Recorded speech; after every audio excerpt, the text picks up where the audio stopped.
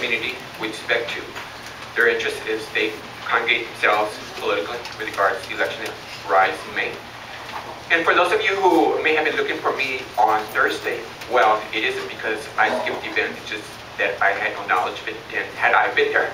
I unfortunately may have upstaged our grand star here of the campaign, Oscar Lesser. So I want to apologize in advance for that, and I want to remind everybody of the importance of the election here in May is going to be to our city. We're now at an opportunity, and those of you who have any knowledge, whether you have acquired it directly or whether you have acquired it indirectly, that the situation here in El Paso is a situation that has come about because of the neglect on some of our individuals who have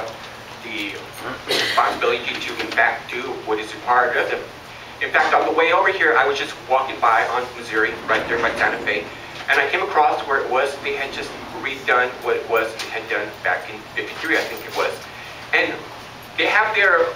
receptacle for the garbage, but they don't have no garbage bin in there. And see, that's what the problem is that the government gets into place, and then they stay in place, and they don't go out and see what the problems are. We have an individual who has responsibility for parks, the management, and still, here it is, hasn't even been 6 months that they did that, and he hasn't gone about to see what the issues could be arising with respect to his responsibilities.